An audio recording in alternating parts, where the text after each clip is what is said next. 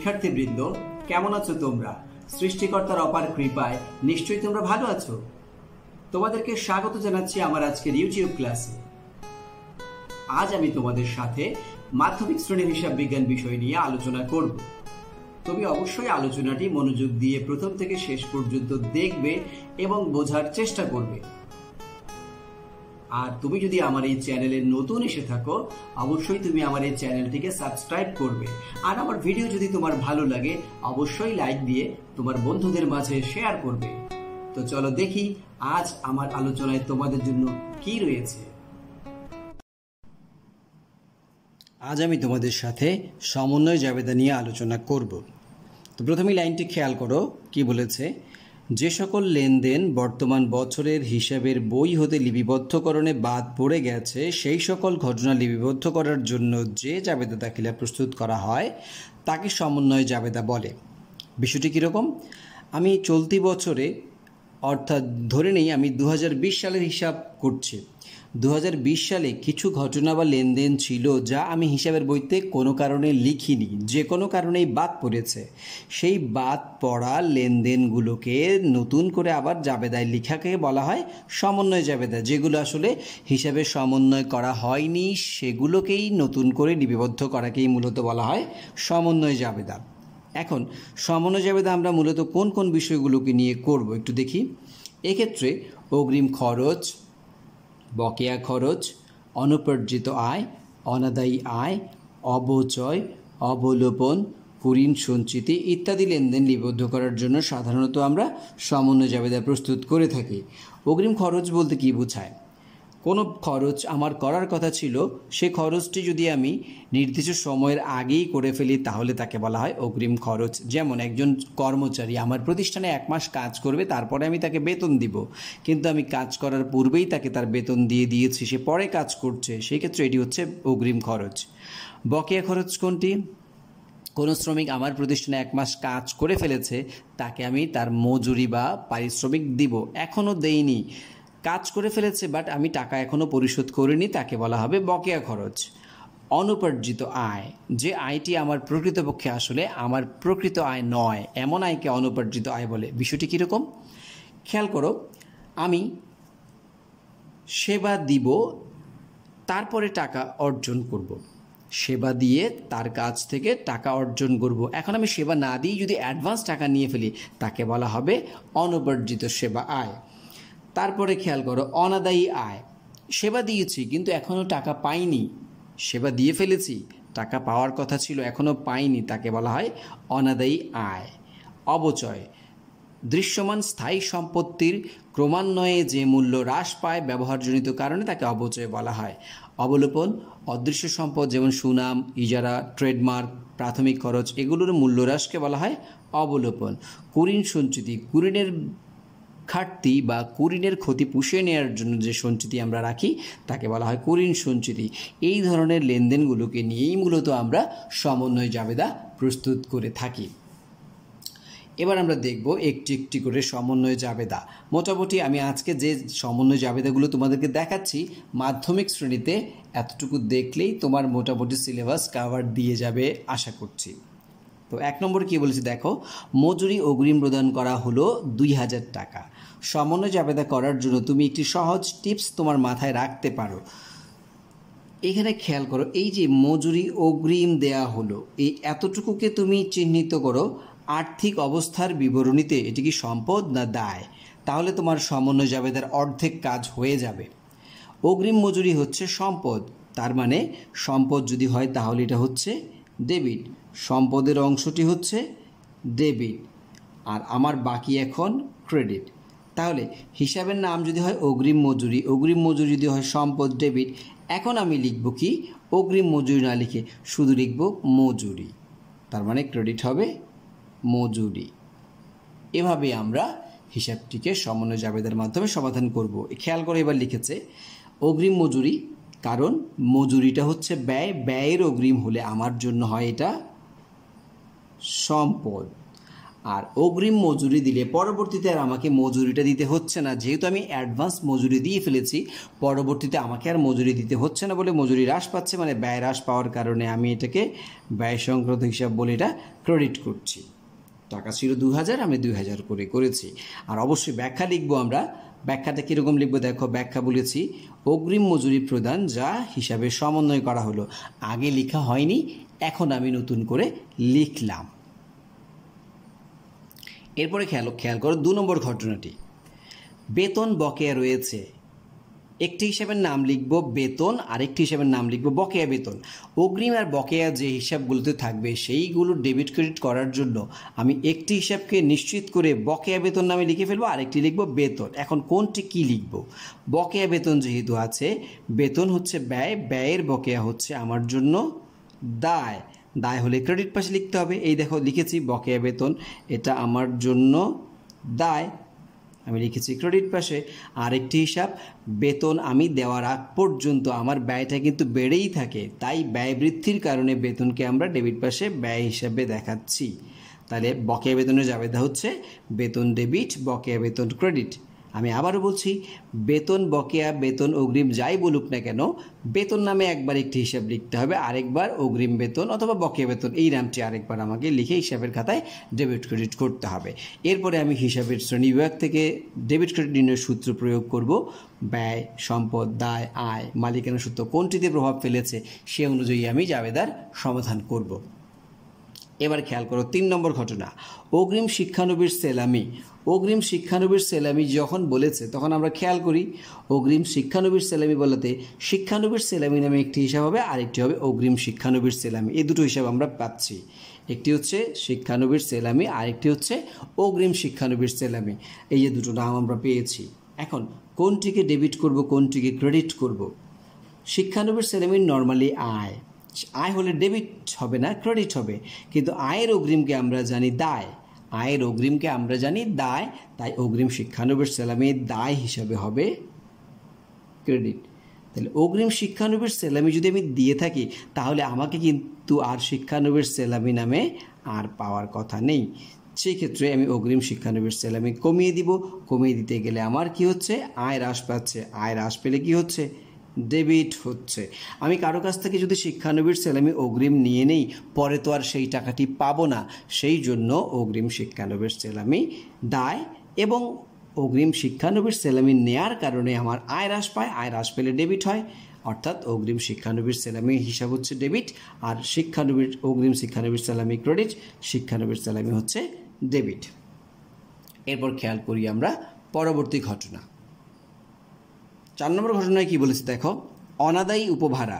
অনাদায়ী মানে বকেয়া, অ্যাকচুয়ালি অনাদায়ী মানে হচ্ছে যা এখনো আদায় হয় নাই বা বকেয়া উপভাড়া। আমরা উপভাড়াকে জানি আয় নামে, উপভাড়াকে জানি আমরা আয় নামে। তা আয় যদি বকেয়া হয়, আয়ের বকেয়া কি? আয়ের বকেয়া সম্পদ, আয়ের বকেয়া উপভাড়া আয়, আয়ের বকেয়া বা অনাদায়ী হচ্ছে সম্পদ। এই যে হচ্ছে সম্পদ, সম্পদ হলে ডেবিট হবে, তাই অনাদায়ী উপভাড়া হয়েছে ডেবিট, আর উপভাড়া হচ্ছে আয়, এর জন্য এটা হচ্ছে ক্রেডিট। এখন উপভাড়া ক্রেডিট কেন? অনাদায়ী উপভাড়া মানে এখন উপভাড়াটি পাইনি, আমি পাবো, তো পাওয়ার আগ পর্যন্ত সেটি তো আমার আয় হিসেবেই থেকে যাবে, তাই আমি উপভাড়াকে আয় হিসেবে দেখাচ্ছি। এরপর 5 নম্বর সমন্বয়টি দেখো কি বলেছে, সমাপনী মজুদ পণ্য 10,000 টাকা। সমাপনী মজুদ পণ্য আমি জানি সম্পদ, সমাপনী মজুদ পণ্য নামে একবার হিসাব লিখব সম্পদ। আর সমাপনী মজুদ পণ্যের কারণে আমার কেনা পণ্য কিন্তু ক্রয় নামে আর থেকে যায় না, ক্রয় করা পণ্যটাই সমাপনী মজুদ পণ্য। আসলে পণ্য বলতে তো সবই পণ্য, সেই পণ্যটা কখনো হয় প্রারম্ভিক, কখনো হয় সমাপনী। যখন পণ্য বছরের শেষে রয়ে যায় তখন বলি আমরা সমাপনী মজুদ, যখন বছরের শুরুতে পণ্য নিয়ে আমি শুরু করি হিসাবকাল তখন তাকে বলা হয় প্রারম্ভিক মজুদ পণ্য। একই জিনিস, কখনো হচ্ছে প্রারম্ভিক, কখনো হচ্ছে সমাপনী। তাহলে বিষয়টি খেয়াল করো, ক্রয় কেন ক্রেডিট হচ্ছে? সমাপনী মজুদ যে পণ্যগুলো আমার রয়ে গিয়েছিল সেগুলো তো সমাপনী মজুদ, তো সেগুলো আসছে কোত্থেকে? কেনা পণ্য থেকেই তো রয়ে গেছে, বিক্রি করতে পারেনি, তাই কেনা পণ্য আর ক্রয় নামে লিখে রাখছি না, আমরা ক্রয়টাকে কমিয়ে দিচ্ছি। ক্রয়টাকে কমিয়ে দেওয়া মানে হচ্ছে ব্যয়কে আমরা কমিয়ে দিচ্ছি, ব্যয় কমে গেলে ক্রেডিট হয়, তাই আমি ক্রয়কে করছি ক্রেডিট, অর্থাৎ সমাপনী মজুত পণ্য সম্পদ বলে ডেবিট করছি, আর সমাপনী মজুত পণ্যটা হচ্ছে মূলত ক্রয় করা পণ্য থেকেই সমাপনীতে রূপান্তরিত হচ্ছে, সেক্ষেত্রে ক্রয় কমে যাচ্ছে, তাই ক্রয়কে আমরা করছি ক্রেডিট। এবার দেখব আমরা 6 নম্বর সমন্বয়টি। অগ্রিম বিমা সেলামি 5,800 টাকা। বিমা সেলামি হচ্ছে আমার জন্য এটা ব্যয়, বিমা সেলামি হচ্ছে ব্যয়। বিমা সেলামি নামে একটি হিসাব আমি লিখব, আরেকটি হিসাবের নাম লিখব অগ্রিম বিমা সেলামি। তাহলে বিমা সেলামি ব্যয়, ব্যয়ের অগ্রিম সম্পদ, সম্পদ হলে হবে ডেবিট, তাই অগ্রিম বিমা সেলামি দেখো ডেবিট পাশে লিখেছি সম্পদ হিসাবে, আর বিমা সেলামি হচ্ছে আমার জন্য ব্যয়। এখন এটা বিমা সেলামিটা কেন আমি ক্রেডিট করলাম? এর কারণ হচ্ছে বিমা সেলামি যখন আমি দিই তখন আমার ব্যয় হয়। আমি যদি বিমা সেলামি অগ্রিম দিয়ে দিই তাহলে পরবর্তীতে কিন্তু আমাকে আর বিমা সেলামি দিতে হচ্ছে না, আমার বর্তমানে ভবিষ্যতের ব্যয়টি হ্রাস পেয়ে যাচ্ছে, তাই ব্যয় হ্রাস পাচ্ছে বলেই আমি ব্যয় হ্রাস পাওয়াতে ক্রেডিট করছি বিমা সেলামিকে।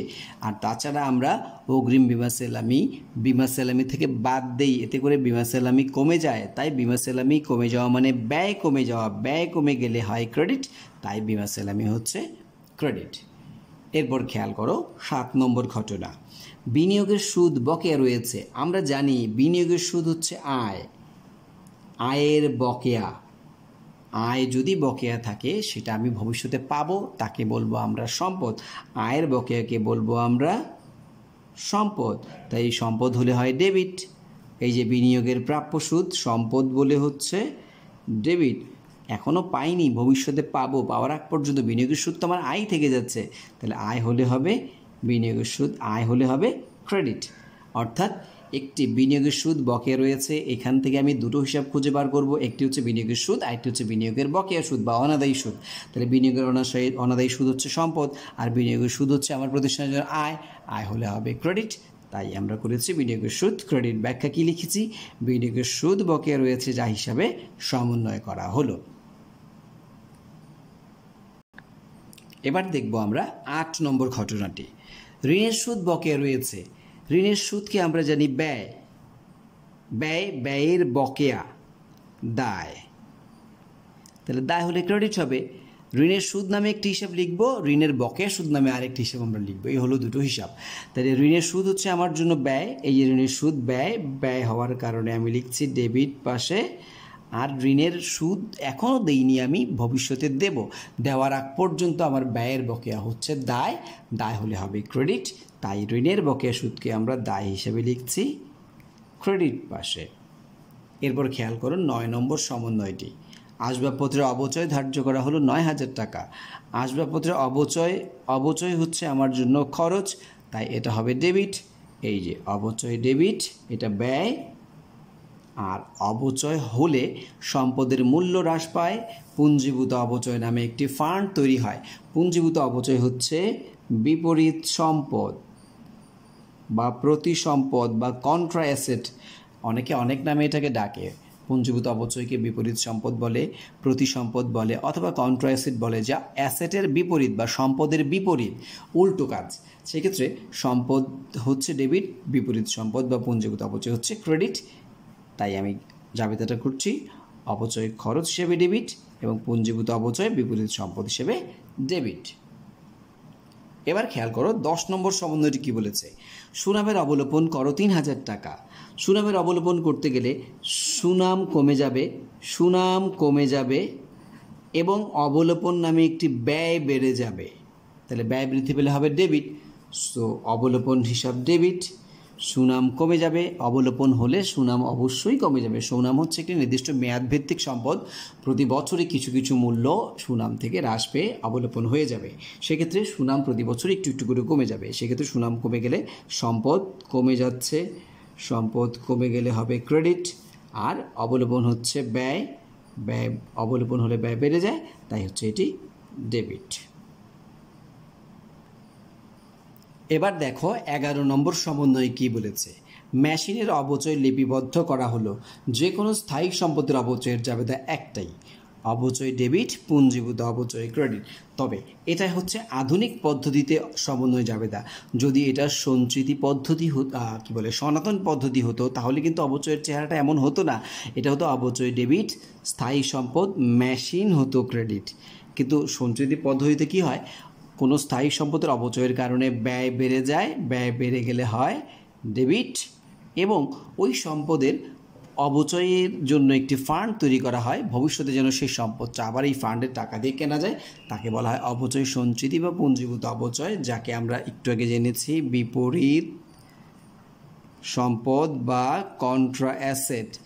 সম্পদের বিপরীত, সম্পদ হলে ডেবিট, সম্পদের বিপরীত হচ্ছে ক্রেডিট, তাই এটা হচ্ছে ক্রেডিট। এরপরে দেখি আমরা 12 নম্বর ঘটনায় বলেছে ইজারা সম্পদের অবলোপন দেখাও 2500 টাকা।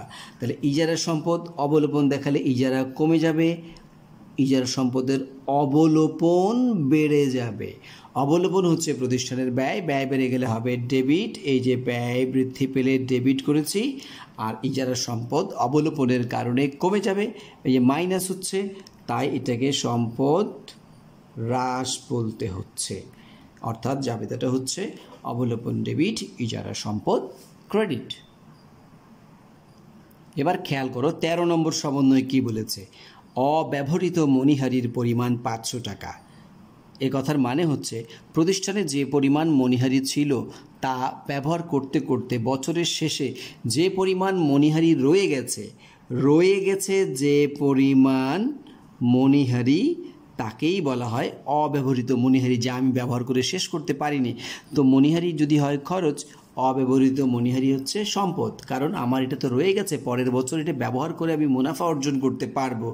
তাহলে অব্যবহৃত মণিহারি যদি হয় সম্পদ, এটা হবে ডেবিট, এই যে ডেবিট করেছি আমি অব্যবহৃত মণিহারি। আর অব্যবহৃত মণিহারি সবসময় মণিহারি থেকে বাদ দিতে হয়, এতে করে মণিহারি হ্রাস পায়। মণিহারি হ্রাস পাওয়া মানে ব্যয় হ্রাস পাওয়া, ব্যয় হ্রাস পেলে ক্রেডিট হয়। অর্থাৎ জাবেদাটা হচ্ছে অব্যবহৃত মণিহারি ডেবিট, মণিহারি ক্রেডিট। 14 নম্বর ঘটনায় কী বলেছে দেখো, অগ্রিম শিক্ষানবিশ ভাতার পরিমাণ 1500 টাকা। তাহলে আমি একটি হিসেবের নাম লিখব শিক্ষানবিশ ভাতা, আর একটি হিসেবের নাম লিখব অগ্রিম শিক্ষানবিশ ভাতা। এখন আমাকে জানতে হবে শিক্ষানবিশ ভাতাটা কোন ধরনের হিসাব। শিক্ষানবিশ ভাতাটা হচ্ছে ব্যয় সংক্রান্ত হিসাব, শিক্ষানবিশ ভাতা হবে ব্যয়, কিন্তু অগ্রিম শিক্ষানবিশ ভাতা দেওয়ার কারণে আমার এই শিক্ষানবিশ ভাতা কিন্তু মাইনাস হয়ে যাচ্ছে, কমে যাচ্ছে। তাহলে শিক্ষানবিশ ভাতা ব্যয়, ব্যয়ের অগ্রিম, এটা হচ্ছে সম্পদ ডেবিট হবে, এই যে অগ্রিম শিক্ষানবিশ ভাতা সম্পদ হিসেবে ডেবিট হচ্ছে, এবং এতে করে আমার শিক্ষানবিশ ভাতা কমে যাচ্ছে। আমাকে তো আর শিক্ষানবিশ ভাতা দিতে হবে না, আমি তো দিয়ে ফেলেছি অ্যাডভান্স, কাজ না নিয়েই আমি টাকা দিয়ে ফেলেছি বলেই এটা আমার শিক্ষানবিশ ভাতাকে কমিয়ে দিচ্ছে, অর্থাৎ ব্যয় হ্রাস পেয়ে যাচ্ছে। ব্যয় হ্রাস পেলে হয় ক্রেডিট, অর্থাৎ জাবেদাটা হচ্ছে অগ্রিম শিক্ষানবিশ ভাতা ডেবিট এবং শিক্ষানবিশ ভাতা ক্রেডিট। এবার খেয়াল করো 15 নম্বর সমন্বয় কি বলেছে, প্রদত্ত ঋণের সুদ বকেয়া আছে 2100 টাকা। প্রদত্ত ঋণের সুদ, আমি যে ঋণ দিয়েছি, প্রদত্ত ঋণ মানে যে ঋণ দিয়েছি তার সুদ। প্রশ্ন হচ্ছে আমি যে ঋণ দিয়েছি তার উপর কি আমি সুদ পাবো না সুদ দেব? অবশ্যই ঋণ দিলে সুদ পাওয়া যাবে, তাহলে প্রদত্ত ঋণের সুদ পাবো, এটা আমার জন্য আয় হবে। এই যে প্রদত্ত ঋণের সুদ হচ্ছে আমার জন্য আয়, এই জন্য হচ্ছে ক্রেডিট। কিন্তু সুদ তো এখনও বকেয়া রয়েছে, আমি তো এখনও পাইনি, তাহলে এটা হচ্ছে আয়, প্রদত্ত ঋণের সুদ হচ্ছে আমার জন্য আয়, এটা হচ্ছে আয়, আর আয়ের বকেয়া হচ্ছে সম্পদ, তাই প্রদত্ত ঋণের প্রাপ্য সুদ আমরা সম্পদ হিসেবে লিখছি ডেবিট পাশে। এবার খেয়াল করো 16 নম্বর সমন্বয় কি বলেছে, অগ্রিম উপভাড়ার পরিমাণ 4800 টাকা। আমি উপভাড়া অগ্রিম পেয়েছি, পাওয়ার কথা ছিল যখন তার আগেই আমি পেয়েছি। উপভাড়া ছিল আমার জন্য আয়, আর আয়ের অগ্রিম আমরা বলবো দায়। আয় যদি অগ্রিম পেয়ে যাই তাহলে আমার জন্য দায়, দায় হলে হবে ক্রেডিট, তাই দেখো অগ্রিম উপভাড়া হচ্ছে দায় হিসাবে ক্রেডিট। তাহলে অগ্রিম উপভাড়া থেকে বাদ যায়, অগ্রিম উপভাড়া যদি উপভাড়া থেকে বাদ যায়, উপভাড়া কমে যায়, উপভাড়া কমে যাওয়া মানে আয় হ্রাস পায়, উপভাড়া কমে যাওয়া মানে আয় হ্রাস পাওয়া, আর আয় হ্রাস পেলে সবসময় ডেবিট হয়। তাহলে জাবেদাটা হচ্ছে উপভাড়া হিসাব ডেবিট, অগ্রিম উপভাড়া ক্রেডিট। ব্যাখ্যায় লিখছি আমরা অগ্রিম উপভাড়া যা হিসাবে সমন্বয় করা হলো। এরপর খেয়াল করো 17 নম্বর সমন্বয়ে কি বলেছে।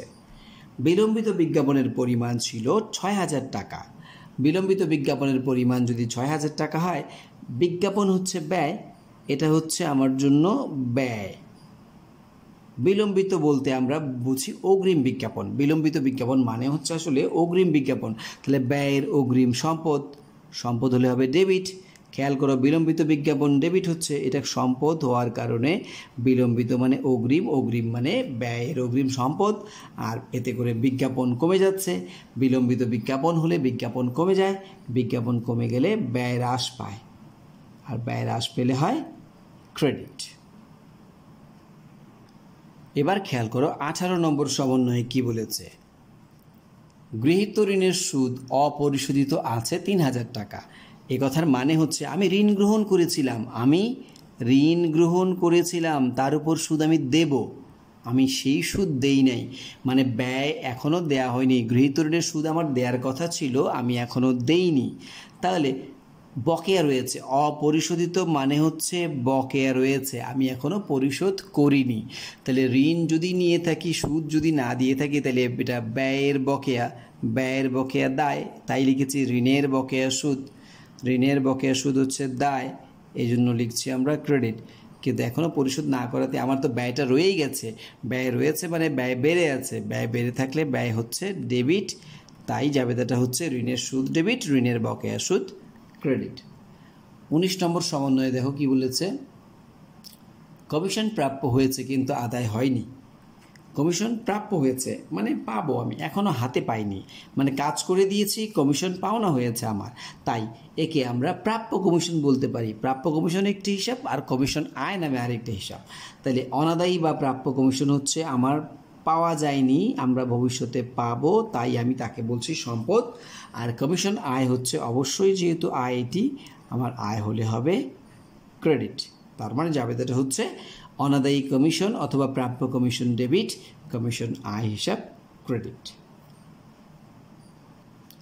আজকের সর্বশেষ লেনদেন 20 নম্বর ঘটনাটি খেয়াল করো কি বলেছে। নতুন কুঋণ সঞ্চিতি ধার্য করা হলো। নতুন কুঋণ সঞ্চিতি কেন ধার্য করা হয়? যদি আমার পরবর্তী বছরে কুঋণ হয়, সেই কুঋণের ঘাটতি যেন আমি পূরণ করতে পারি, তার জন্যই আমি আগাম একটি ফান্ড বা সঞ্চিতি তৈরি করি। সঞ্চিতি বা ফান্ড হচ্ছে মালিকানা সত্ত্ব বাড়ানোর জন্য একটি সহায়ক, একটি হিসাব। সেক্ষেত্রে কুঋণ সঞ্চিতি মালিকানা সত্ত্ব বাড়াবে, মালিকানা সত্ত্ব যদি বৃদ্ধি পায় তাহলে এটা কী হবে? ক্রেডিট হবে। মালিকানা সত্ত্ব বৃদ্ধি পেলে ক্রেডিট হয়। আর কেন আমরা এই কুঋণ সঞ্চিতি সৃষ্টি করলাম? ভবিষ্যতে কুঋণ হতে পারে এমন একটি সম্ভাবনা নিয়েই আমি কুঋণ সঞ্চিতি তৈরি করি। তবে ভবিষ্যৎ একটি ব্যয় হবে আমরা ধরে নিয়েছি, ভবিষ্যৎ ব্যয়ের কারণেই আমরা কুঋণকে বলছি ব্যয় সংক্রান্ত হিসাব, আর ব্যয় সংক্রান্ত হিসাব হলে ডেবিট হয়। তার মানে নতুন কুঋণ সঞ্চিতির জাবেদাটা হচ্ছে কুঋণ হিসাব ডেবিট, কুঋণ সঞ্চিতি হিসাব ক্রেডিট। এখানে তুমি কিন্তু কুঋণ হিসাবের জায়গায় অনাদায়ী পাওনা লিখতে পারতা, অনাদায়ী দেনা লিখতে পারতে, সন্দেহজনক দেনা, সন্দেহজনক পাওনা এগুলো লেখা যেত। তার মানে কুঋণকে কুঋণে লিখতে হবে এমন কোনো কথা নেই। কুঋণকে নাম চেঞ্জ করে অনাদায়ী পাওনা লেখা যাবে, অনাদায়ী দেনা লেখা যাবে, সন্দেহজনক পাওনা লেখা যাবে, সন্দেহজনক দেনা লেখা যাবে, মন্দ ঋণ লেখা যাবে, অনেকগুলো নাম আছে। তবে আমি মনে করি কি, প্রশ্নে যে কথাটি বলেছে সেই কথার সাথে মিল রেখে আমার হিসাবের নাম লেখা উচিত। ব্যাখ্যায় কি বলেছে? নতুন কুঋণ সঞ্চিতি যা হিসাবে সমন্বয় করা হলো। তো মাধ্যমিক শ্রেণীতে তোমাকে এই 20টি জাবেদা মোটামুটি জানলে, যদি তুমি বুঝে সমাধান করতে পারো, তাহলে তোমার মাধ্যমিক শ্রেণীতে যদি বোর্ড পরীক্ষায় সমন্বয় জাবেদা আসে, তোমাকে কোনো সমস্যায় আশা করি ফেলতে পারবে না। আগামী ক্লাসে আমি তোমাদের সাথে সমাপনী জাবেদা আলোচনা করব। তার আগে আমি তোমাদের সাথে আলোচনা করব অবশ্যই প্রারম্ভিক জাবেদা নিয়ে। সমাপনী জাবেদা আলোচনা করব। সমাপনী জাবেদার এই রুলসগুলো তোমাকে বাসায় মনোযোগ দিয়ে দেখতে হবে। যদি এগুলো ভালো করে দেখো, তাহলে তুমি সমন্বয় জাবেদার সম্পর্কে, সমাপনী জাবেদার সম্পর্কে, প্রারম্ভিক জাবেদার সম্পর্কে একটি ক্লিয়ার ধারণা তৈরি। প্রারম্ভিক জাবেদা এবং সমাপনী জাবেদার থিওরিক্যাল আলোচনার শেষে আমি তোমাদের সাথে এই সৃজনশীল প্রশ্নটির সমাধান নিয়ে বিস্তারিত আলোচনা করব এবং সমাধান করে দেখাবো কিভাবে তোমাকে সমাপনী জাবেদা, প্রারম্ভিক জাবেদা দিতে হয় এবং সম্পূর্ণ জাবেদা সৃজনশীল আকারে কিভাবে সমাধান করতে হয়। তো আশা করি তোমরা আগামী ক্লাস অবশ্যই দেখবে এবং নিজে দেখবে, অন্যকেও দেখার উৎসাহ দিবে। তো অবশ্যই তোমরা ভালো থাকবে, আগামী ক্লাস দেখার আমন্ত্রণ রইল। সবাই ভালো থাকবে, সুস্থ থাকবে, সবার জন্য রইল আমার আন্তরিক শুভকামনা।